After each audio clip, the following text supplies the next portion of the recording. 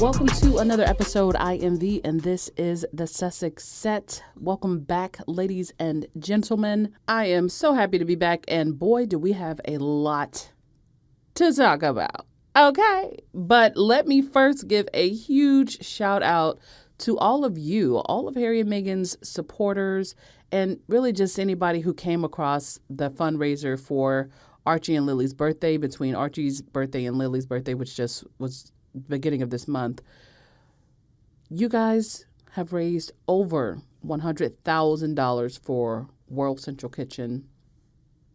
Listen, this ain't new. We do this. However, it's still astounding because we see the work that Chef Andres does with his organization across the world. I mean, where people are in need, he finds a way to get there, and as well as all of the other volunteers for the World Central Kitchen. And so those are funds that I know are going to be put to good use. So give yourselves a round of applause, because what an incredible, and as well for the fundraiser organizers, what an incredible achievement. And also, if you did not know, Harry and Meghan also gave a little bit of a shout out to their supporters who have all contributed to this fundraiser. When they released the picture of Lilibet, they remarked that they are, quote unquote, amazed at the efforts that everyone has contributed to in raising all of the funds. And that's one thing I can say about Harry and Meghan. They pay attention to what's happening in their fan base. To what extent, I don't know. But of course, when something like this happens, as with the CamFed fundraiser, there's been many other fundraisers, I think, over the past couple of years. They have all noticed, you know, when Archie was born, they even made a post on their Instagram, or reference to that on their Instagram. When Archie was born, there was a fundraiser for that. So they are always shouting out their supporters for the work that we do. And it also is something that I think is, hopefully is something that they will tell their kids about, in the sense that, as they have said, service is universal, and that service is really the price we pay to be here, as the quote goes. So shout out to Harry and Meghan for shouting out the squad, because, you know, we love that. Like, I really, really do, because Harry and Meghan, both individually and together, have, especially Meghan, right? Because she had her own Instagram and she was very in touch with her fans. But Harry made that reference after they left Africa. We need the support. We know there's support out there, but we don't take it for granted, because we need it. And to know that they still recognize that support. You can even see that in the Invictus games when some of those squaddies were there. So we love that. I love that. But you know what else I love? I love that Harry and Meghan's existence as a happily married couple shines the brightest of lights on those that envy them the most.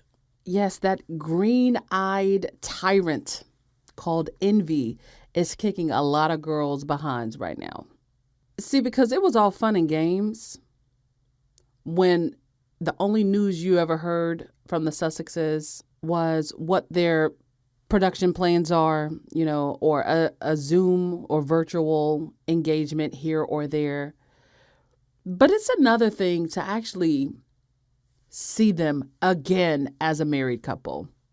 And I'm speaking specifically about the haters and the critics.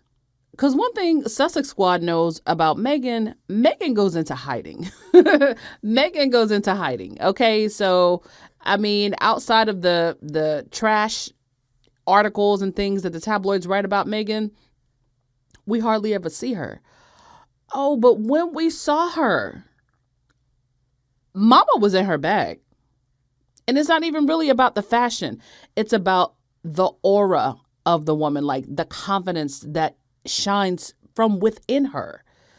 And then the confidence that she has as a mother and a wife, and someone that y'all said that she wasn't going to last, right? She wasn't going to stick around. Harry wasn't going to protect her as he should. He would get tired and come home. None of that happened.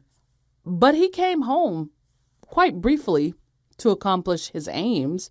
But to see them as a married couple, that is more solid than ever. And you can see in the looks that they exchange with one another that they have each other's backs and that they're a united front. Boy, what a contrast when you throw them in the mix with all the other royal couples. We've seen a lot of heads explode silently and not so silently in this past week. Because in seeing the Sussexes as they are, live in Technicolor, a lot of folks just realize that they failed. They have nothing to show for their evil. And all of that envy and hate has just caused England to embarrass itself further in front of the rest of the world. And Harry and Meghan have effectively carried on with their lives. And so that's where I will start with the Jubilee. Now, in the lead up to the Jubilee, I know there was a lot of talk about, whether Harry and Meghan should go, whether they shouldn't go, what it would mean if they did go, what it would mean if they didn't go, or what it could possibly mean if they didn't go. Well, I'm of the opinion that someone is going to be unhappy no matter what they decide. I already figured Harry was going to go. At least Harry was going to go. But maybe Meghan went in support. She wanted to meet the Queen or see the Queen and introduce her daughter to the Queen. And we know that that was important to Harry. Now, there was a lot of conversation about, Harry and Meghan, even though that is Harry's family, is still in support or could possibly still be seen as in support of an institution that is at its roots a white supremacy institution. Which, let's just face it, the British monarchy is that, as well as other monarchies around Europe, but especially the British monarchy. And some of the conversation was, your wife went through so much. How could you guys go back in support of basically this party weekend, which is just celebrating 70 years of Elizabeth being the Queen, which that's not something that you earn. It's just literally birth privilege to head an institution that carried out atrocities all over the world, which they did. That's not debatable. Harry and Meghan have been the most vocal about the monarchy needing to come to terms with its existence and its past in, Zoom calls and conversations that they've had while they were still affiliated with the Queen's Commonwealth Trust. This was after the George Floyd protests and the Black Lives Matter protests pretty much cropping up all over the world. And for a lot of people, Harry and Meghan just being there, like being in the presence of the other royals who promote the institution as a part of their day job, was also giving legitimacy to the monarchy, which is, again, a white supremacist institution. Okay, I don't actually disagree with that assessment. And of course, I know that's not their intention. They don't go there they didn't go to England with the intention of giving support to a white supremacist institution. But that just is what it is. It is a white supremacist institution. Now, that being said, I know that their objectives were to go into the Jubilee weekend with two primary goals. One, to see the Queen. Harry even mentioned that in the weeks before the Jubilee when he was talking about his security. I want to see my grandmother and I want to introduce my daughter to my grandmother as soon as possible, I believe he even said. Those were their aims, and that's what they did. Despite how I or you or any individual may feel about the Queen as a head of state or even a person, even as a grandmother, Harry and Meghan have always spoken very highly of her as a person, and they have not been shy about that. And again, despite our individual views, because I still always will say she could have done far more for the Sussexes in offering them protection while they were there, offering them cover in ways that she could have from the press, even while they were in America, with Lilibet, her name being revealed, and that whole entire shitstorm. Even now, with rumors that the Queen told them, no, they can't bring a photographer in, when I have it on good authority that a photographer wasn't even present. But no, no cover there either, which, by the way, Harry and Meghan, maybe they just don't feel like they need it. But despite all of that, they've always spoken highly of the Queen. And I believe Meghan has a genuine fondness for the Queen, as well as Harry, obviously. So I say all that to say that both things can be true at the same time. But I think it's a weight off of Harry's shoulders that he was able to introduce his daughter to his grandmother, especially as her health is failing.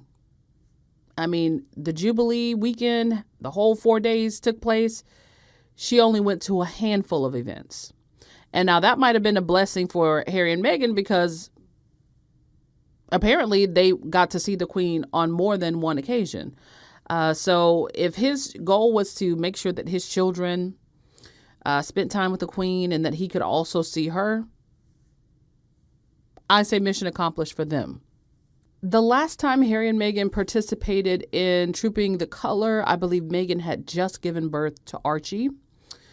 And they rode in the carriage. I believe Meghan and Harry were in the same carriage with Camilla and Kate. And, that was the last time that they were all on the balcony. This was definitely pre-corona, obviously. And, that same year, they left. And I'm just thinking about that. It's amazing that Meghan ever goes back to that country, honestly, because every memory that I have with her doing things in and around the family, there was always some really nasty shit being written about her. So, for example, when she had just given birth, like just months prior, and they were fat shaming her when she was in the carriage. And then remember when they went on the balcony and God Save the Queen was playing, and so she turned around to sing, but they said that Harry had, yelled at her.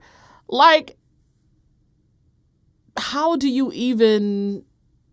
I don't understand how you don't have trauma when you go back around them folks. But that also explains to me why they weren't really around the rest of the family. The Queen is one thing, but they had apparently no interactions with Will and Kate.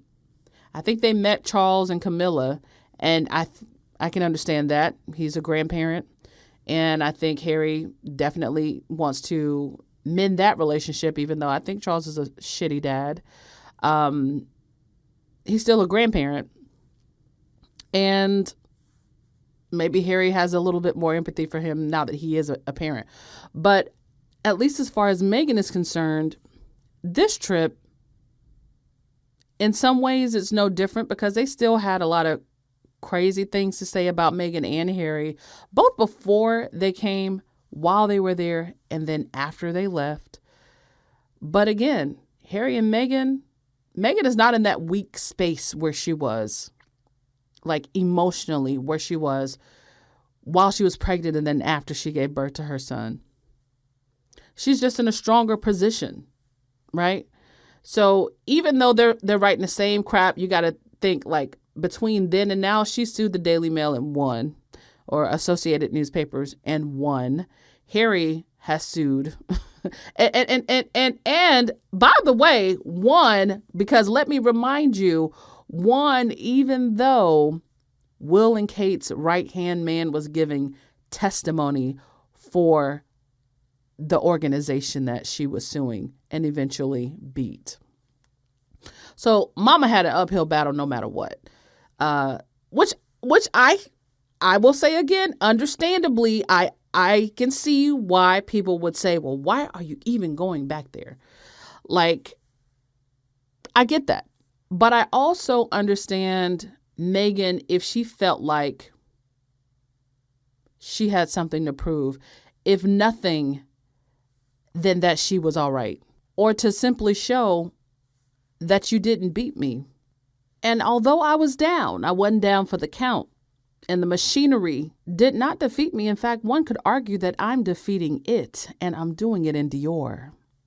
Yeah, I think Harry and Meghan had something to prove, and who am I to say that they shouldn't go out and prove it? The last time we saw them with the family in this type of setting was the Commonwealth service right before the world shut down in March of 2020. Meghan wore the green cape dress, and those infamous photos where it's the Cambridges, the Wessexes, and the Sussexes, and everybody is basically giving a cold shoulder to Harry and Meghan in particular. And that has come back to haunt the royal family in a very weird way. But I love that for them because it's what the girls deserve. This time, Meghan came through. Harry came through. They got out of their vehicle, greeted, I can't remember the guy's name. Is it Lord Mayor? The guy with the red cape on? They greeted the folks going up the stairs. They got plenty of applause. I don't believe there were any boos. God knows I didn't hear any boos, but hey, the paper's got to write what they're going to write. That's their narrative. That was their whole thing even months before, probably even more than a year before Harry and Meghan came back. Would you boo Harry and Meghan? That was their thing. That's what they were. That was their wet dream. That's what they wanted to see. It didn't happen, but they manufactured the headlines anyway. But they got their cheers on their way inside St. Paul's Cathedral, and they walked that aisle. And I mean, they walked it like it was their wedding day all over again. Meghan in white, and I live for it. I live for it. Now, I don't know. Of course, the commentator said, well, that was something that was highly, I don't know if he said choreographed, but every detail is, planned out. So the queen might have made room for them to have their own walk, into the church. Hey, it is what it is. I am of the belief that whatever happened with Harry and Meghan while they were there was exactly what Harry and Meghan wanted to happen. So including the lack of a balcony appearance, they didn't want to be on the balcony. Including their walk into the church to their seats and including where they actually sat, as well as what they did for the days that they were there. I think they were only there like the next day and then they left. They had Lilibet's little 1-year-old celebration and then they dipped. But it was such a different vibe from the last time the Cambridges, the Wessexes, the Cornwalls, and the Sussexes were all in the same room. And it is so bizarre to me. And it has to be for them, especially Meghan, right? But she really handles herself extremely well. But like when you think about it, it has to be so bizarre to have everyone looking for tensions. And we're talking about a room full of hundreds of people, as well as like the rest of the world because it's broadcast live, at least within England. Looking for tension, like everybody's looking for any sign of something, both from the Commonwealth service in 2020 and then this time when Harry and Meghan are in the room. That has to be really weird for that to be playing out in front of people. But Harry and Meghan don't care. They're doing their thing. They're living their life. They know what they came to do. And it just is what it is. So they handled themselves. But you know who didn't rise to the occasion? You guessed it. The Cambridges, but especially Kate. And see, this is where envy has to come back into the conversation because did you see the tweet that I posted? That little 4-second video of Kate when she finally got to her seat. The bad posture row. Because everybody's slouching, looking over her shoulder, back behind her to where the cousins were sitting. Eugenie, her husband, Beatrice, her husband, Harry, his wife. Looking over at her shoulder, honey. Looking over her shoulder, I should say, at Meghan. Wow. I don't know if she said wow, but that's what it looks like she said. That's what the consensus is anyway. But you can see it in her eyes. And this is what I mean by Harry and Meghan's union highlighting the failure of other unions. Their marriage, the strength of their marriage, their love, whatever you want to call it, I think it caused quite a few wives in the royal family to look at their own marriages. But if no other royal wife has been examining her marriage in that royal family since Meghan joined, it is Kate. Now, just looking at Will and Kate's interactions at the church on that particular day, he wasn't helping her up the stairs. He wasn't helping her down the stairs. He was leaving her while she was talking to other people, not waiting, not taking a few steps and looking back and waiting for her to catch up. I mean, dude just straight bounced. Embarrassing. And I'm not talking about at the church. I'm talking about after the service.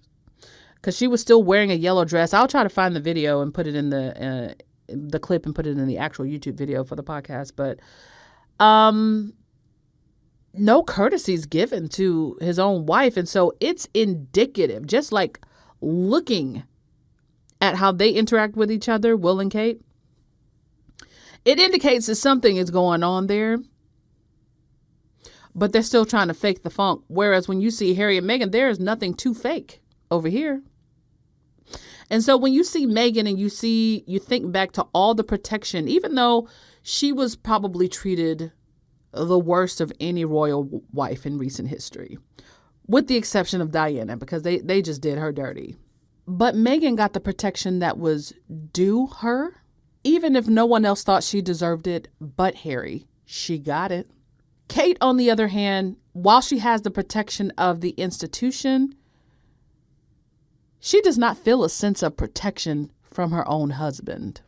And while there were a lot of things going against Harry and Meghan in their ordeal, a lot of folks just coming at them for all kinds of crazy reasons and just drumming up all kinds of hate with the tabloids, I think a lot of that was driven by Will and Kate. And Kate had her own angles.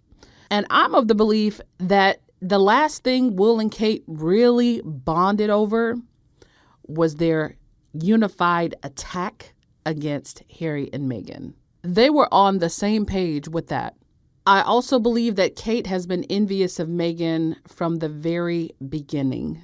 And the media and the tabloids, they try to play her as innocent, but her mom is an attack dog. Again, William is also angry all the time. He's a fucking tyrant.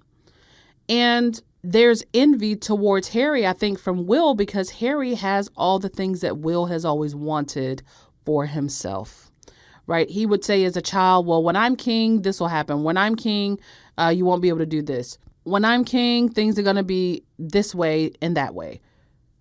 Okay, that's what any child would say, but I think Will really carried that shit into adulthood. He's not king yet. He's not even the next in line. But that's also a prison to be in as well. And Diana was very clear about the fact that the institution itself is a bit of a prison. Harry can come and go as he pleases. Within reason, obviously, he still has his security concerns. But I think to see him and Meghan back after all of that, as they are, it represents everything that Will and Kate are not. That they wish they were, but they simply are not. And so when Kate looks over her shoulder at Meghan or Meghan and Harry and says, wow, which I don't know what she was referring to, but she certainly had an interest because she almost had to turn her whole body just to get a glimpse. It doesn't surprise me. And by the way, here's that attention you ordered. Here's that spotlight you ordered. It's all yours. Enjoy being on the front row.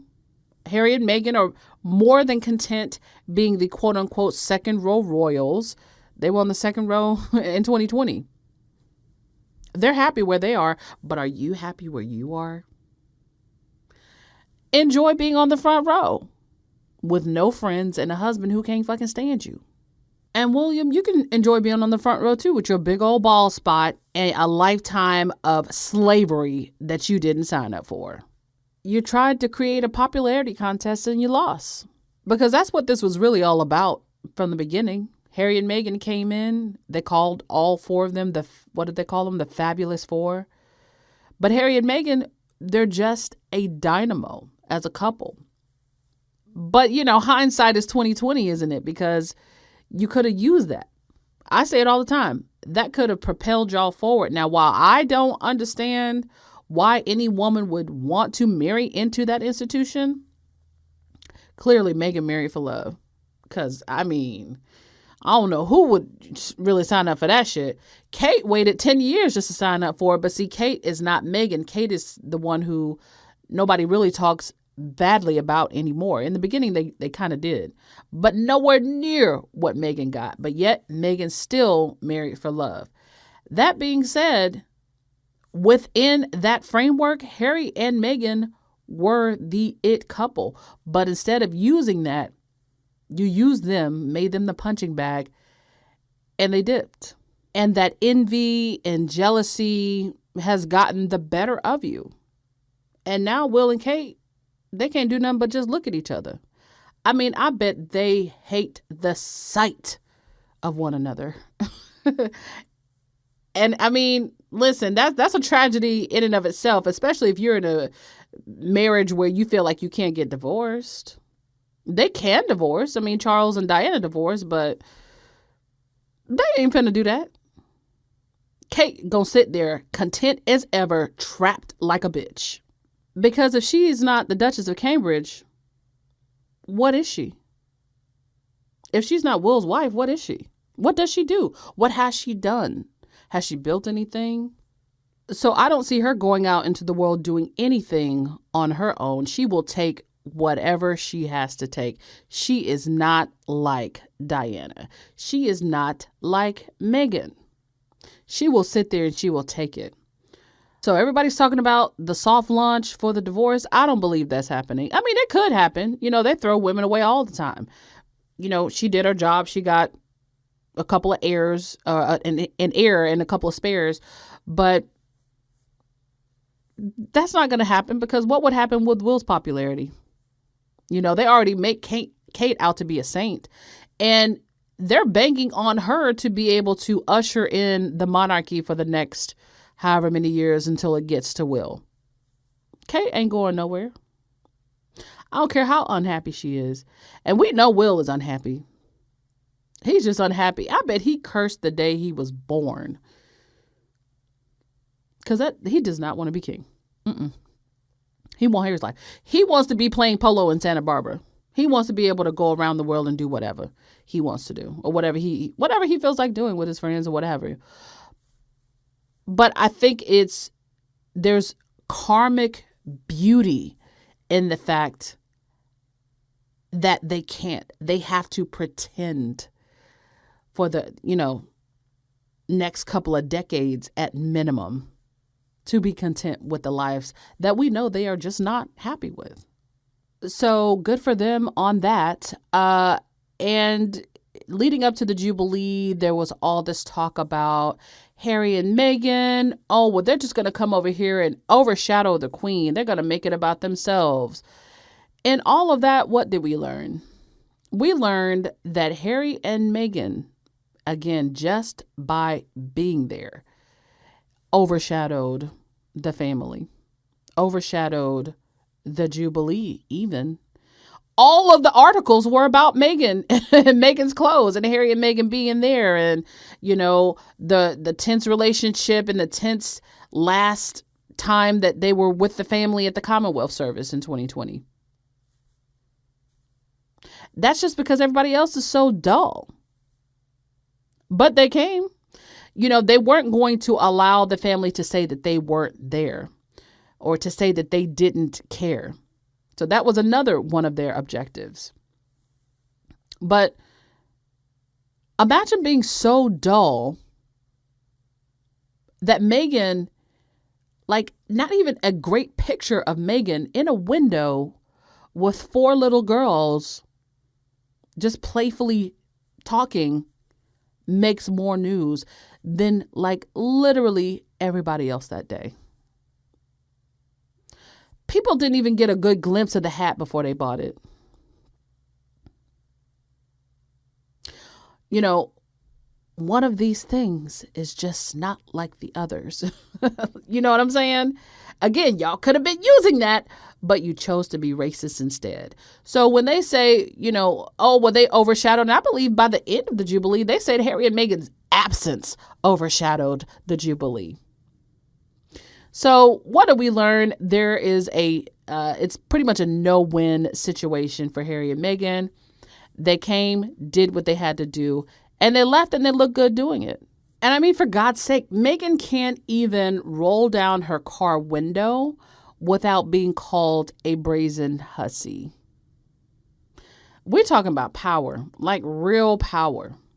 Because if your hatred for this person is so strong and you don't even know her, and everything you know about her points to her being a solidly decent person, but yet that's the energy that you're bringing, that says a lot about you. But it also says a lot about the fact that she doesn't let you dim her shine. She doesn't change who she is. I think, again, this is more contrast that I'm drawing between Kate and Meghan as an example. I think Kate's response would be to alter who she is, to change her approach to things so that it doesn't make so many other people unhappy. Listen, all Meghan did was just exist in a car with her window down, and she got called a name. So this is what I mean. Kate never had it as hard as Meghan has it in that country, but that's not going to stop Meghan from doing what she needs to do in her life. But as a side note, shout out to all my brazen hussies and bad bitches, because there's nothing that a racist white motherfucker hates more than a black woman who knows who she is. Who knows who she is and won't be cowed. And as a matter of fact, there's not a single negative thing that was said about Meghan or Harry and Meghan that changes people's opinions about them, for better or for worse.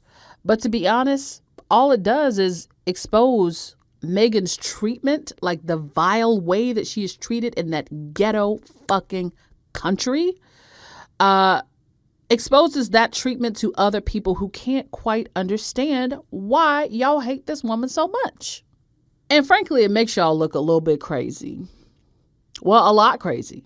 It does zero favors for the royal family, especially when folks in your country have to rely on food banks just to feed themselves and their families. Maybe not everyone, but more people than like 3 years ago, 4 years ago. So even to people who are in England, who don't even pay attention to the royal family, the anti-Meghan refrain is getting old. It is getting tired. And they're going to find out the hard way just how tired people are of them when Elizabeth joins Philip in the great beyond. Omen had a piece recently about how the royal family, it has lost its luster. And what this weekend shows a lot of people is that the royal family without the queen, because the queen is the final saving grace for all of the rest of those folks that you may or may not have seen over the Jubilee weekend. When the queen is no longer there, they're going to have a hard time making a case for why they are needed.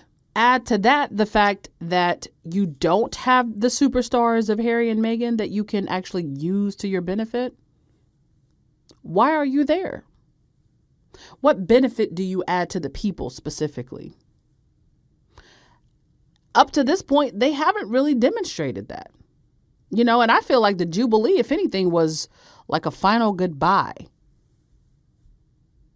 This is the end of her reign. It is simply the end. They have spent all of their energy on Harry and Meghan rather than making the case for their relevance.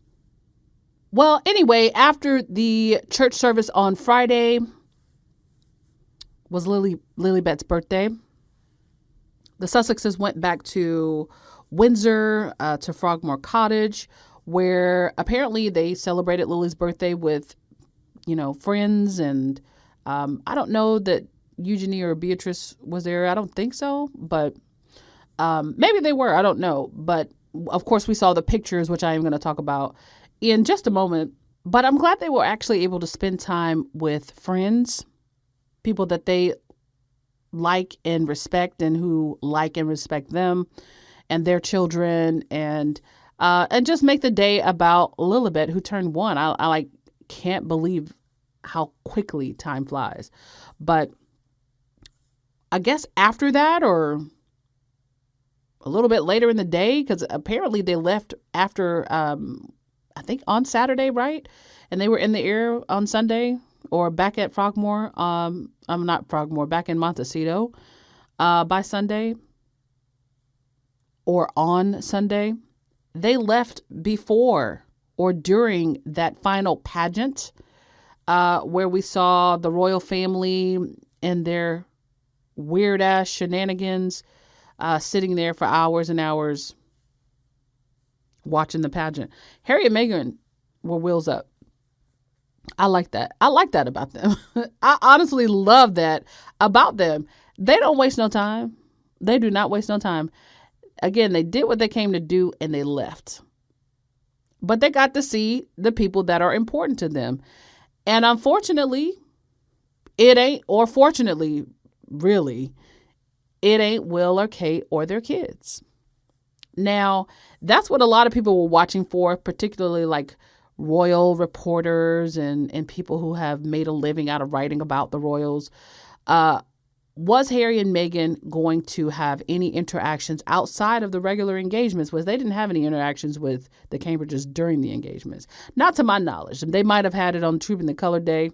We really didn't get to see them, but apparently there was none. Omid said that there was none. The kids did not get invited to the birthday party. And it's no slight against the kids, and it's not like they were, at Chuck E. Cheese or nothing like that. But for one, they were in Wales, so we knew that the Cambridges were going to be in Wales. I didn't see Louis in Wales. Now, maybe Louis or Lewis went to Wales, but he didn't go on any of those engagements. And that's where I was just like, damn, do they lock him in the attic or what?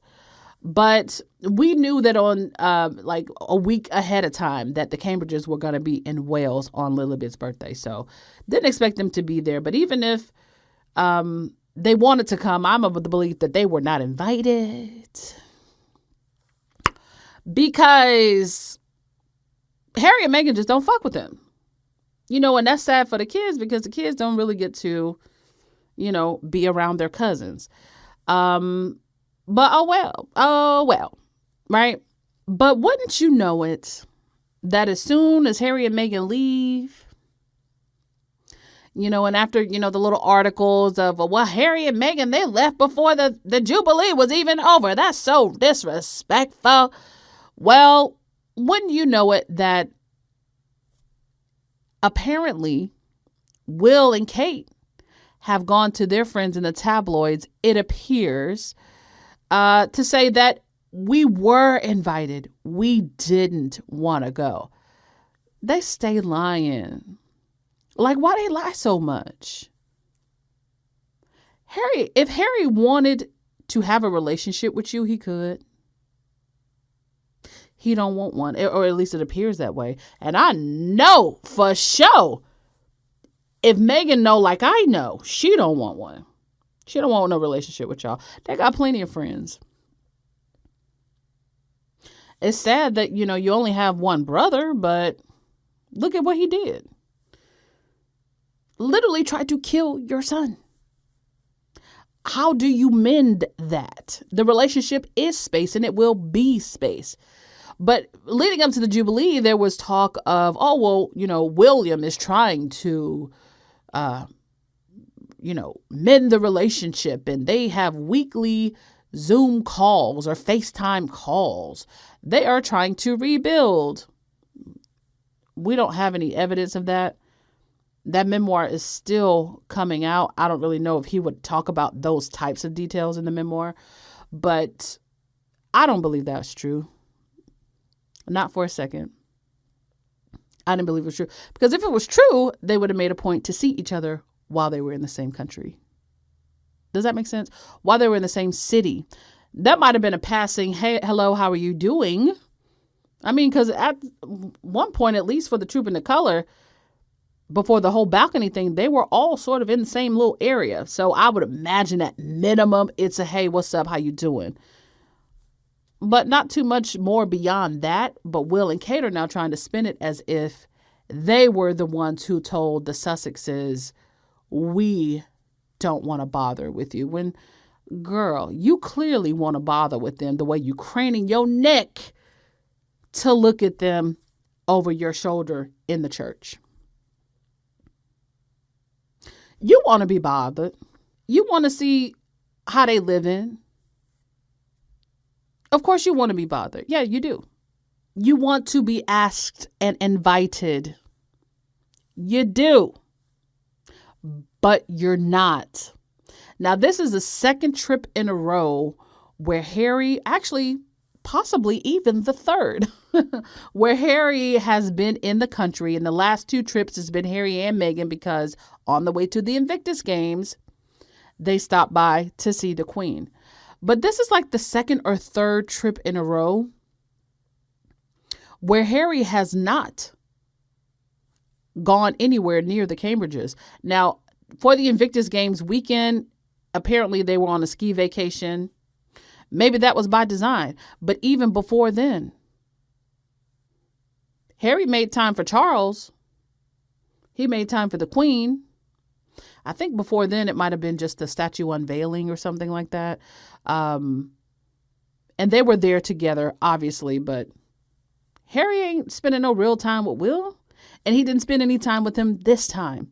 That relationship is still very much space. The only difference between William and Harry is Harry don't care what the papers write about him because they're going to be writing a bunch of bullshit anyway. William is trying to use that tool that he has in his back pocket to control the narrative. But I think people are seeing increasing numbers of people who are not even paying all that close attention are seeing that the Cambridges, there might have been a moment where they had a lot of power, but they don't have as much power within that institution as they wish they had.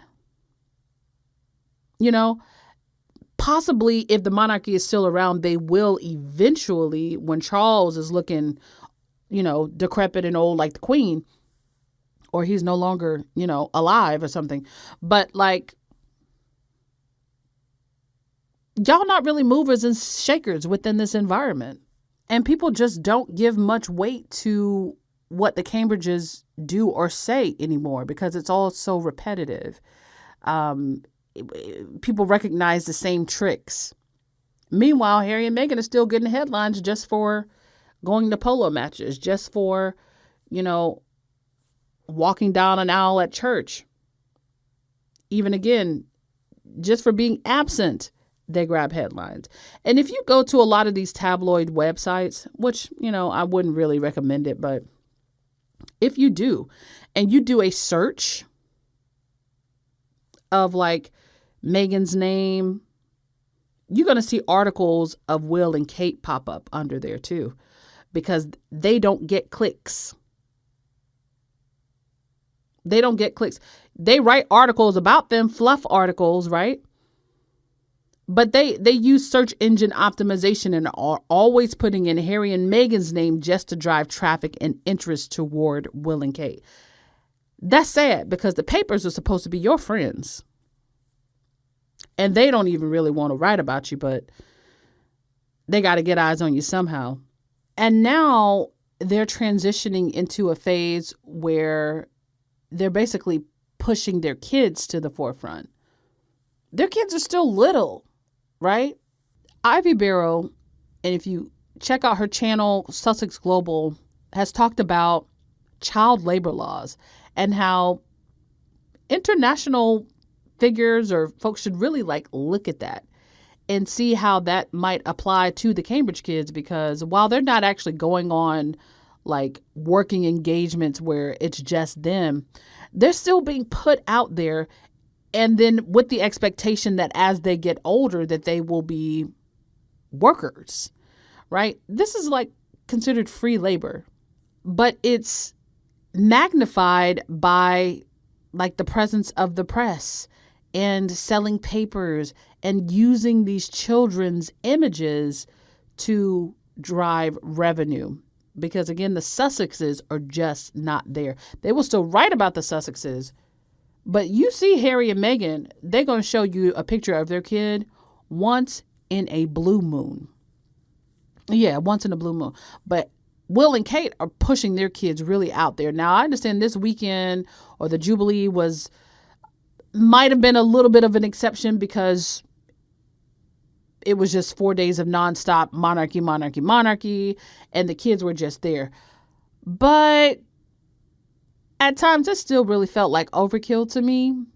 And I really feel for those kids because they don't ask for it. And so when you look at the behavior of Louis, not to necessarily analyze that, and after all, he is just a 4-year-old, and the baby of the family as well. But like, I don't think any of those kids should have just been sitting there for hours and hours and hours. Not to call nobody a bad mother, but I mean, listen, it's a lot of 4-year-olds don't necessarily act like that, even if they are sitting there. But again, he's just a kid. He's innocent, But the way they're starting to push those kids out front, I think because they realize that whatever was working for them as the adults is not working for them anymore, it's kind of grotesque. But we know that's something that the Cambridges do often, is whenever they're not getting the headlines they want, they stage paparazzi photos with the kids.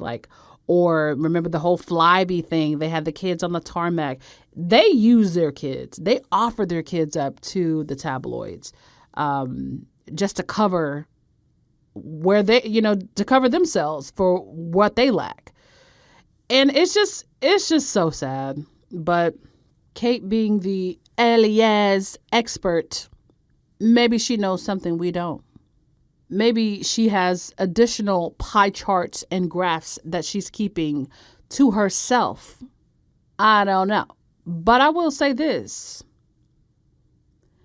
If Louis was Archie and Kate was Meghan, and all other things being equal, and Archie's basically just being a 4-year-old, but I won't say a typical 4-year-old because, again, I didn't act like that when I was 4 years old, but I also wasn't raised by a nanny.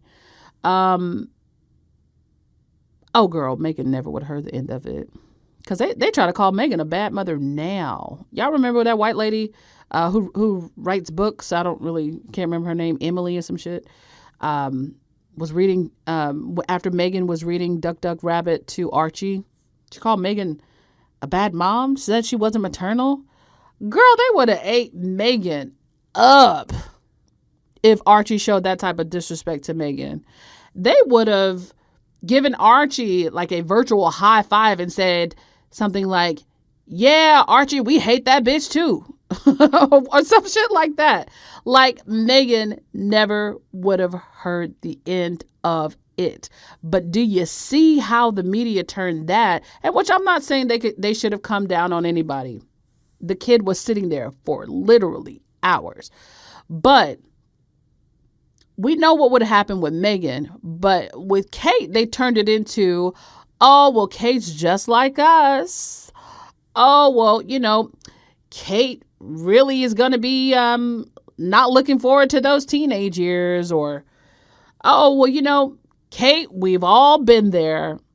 They turned it into, which I guess technically really anybody should be given that grace. Parenting is hard. But it is safe to say that Kate has it a lot easier than a lot of other folks as far as being a parent goes. She has so many resources. Other than just leaving him, right? Because they like to leave Louis a lot. But you know what? Maybe, and this is another sad thing, maybe they're not going to be leaving him as much anymore because Louis did get a lot of headlines, which is crazy because he's a 4-year-old. But if they're going to always spin it in favor of the Cambridges when clearly somebody is lacking in the parenting department, at least in some area, they're probably going to bring him out more just so they can have everybody say, oh, well, what a lively little fella, or what have you. But it could be Harry and Meghan, because they keep their children guarded.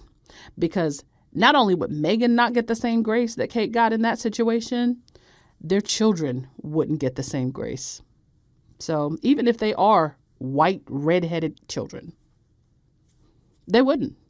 So I thought that was interesting. And then, of course, we have finally gotten a picture of Lilibet as a 1-year-old. What an adorable little girl. And when I tell you she gave birth to Harry twice, it blows my mind how much Lilibet looks like Harry.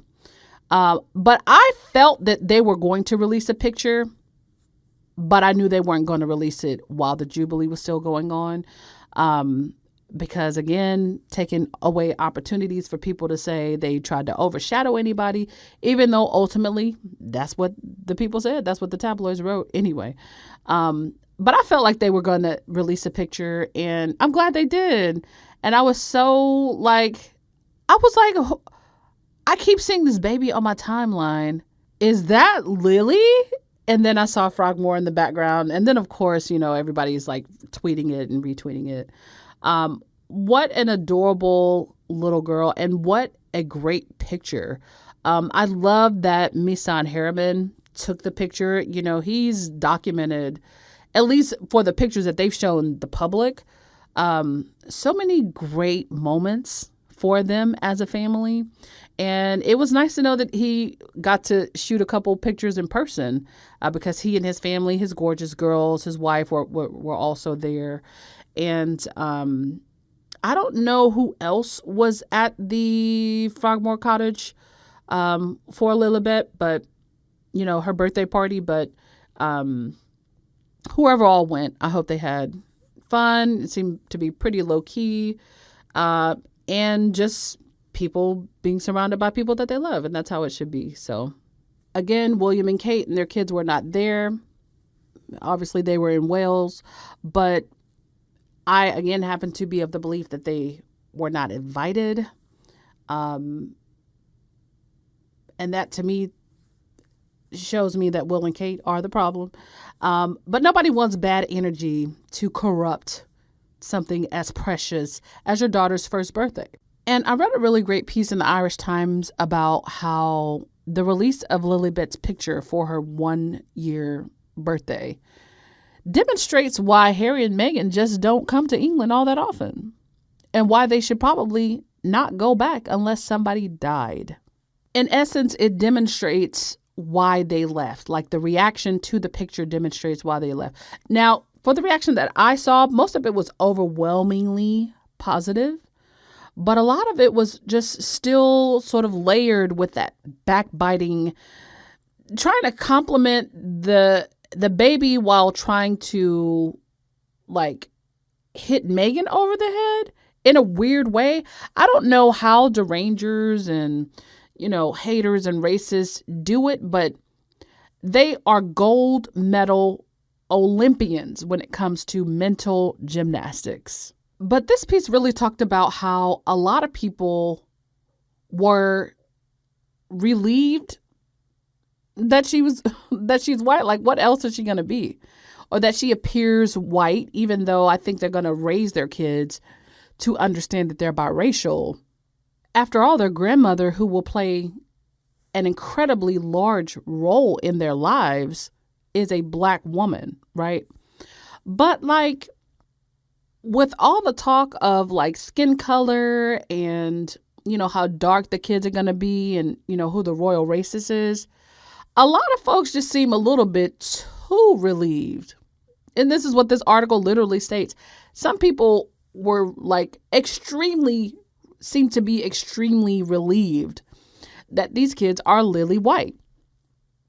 I mean, they're still a quarter Black. And as people get older, they do get a little bit darker. But for all intents and purposes, phenotypically, when you look at them, I would say that they're white children. A lot of people just seemed a little bit too relieved. You know what I'm saying? I don't personally care. I love Harry and Meghan as long as their children are happy and healthy. I want that for any child. I don't care what they look like. But like the haters, you know what I'm saying? Like the critics. So that article really delves into the weirdness of that. Like this relief that, oh, well, they're still white, so it's okay. And what's really at the heart of that, which is racism. So, and why Harry and Meghan really, why they dipped in the first place. Because it's untenable to be around and among that type of sentiment all the time. It's exhausting. But I will link that article below. Definitely take a look at it, and y'all tell me what y'all think. But I thought it was well written. I think it was just more so sort of like the tone of it was sort of sarcastic, but certainly underneath the sarcasm, the columnist does point a critical finger at all of the critics who have a good time bashing Harry and Meghan while promoting the monarchy and all of its racist shenanigans. And then there's the suggestion that the kids are so white that Meghan couldn't possibly be their mother, which is so stupid. It is so stupid. And not even to really give that any, time or space on this podcast. But somebody brought up an excellent point on Twitter. Racist white people are always demanding birth certificates from people of color, especially from Black people. They did it to Obama. They removed Meghan's name from her child's birth certificate, from Archie's birth certificate, where her name was there, and then they removed it.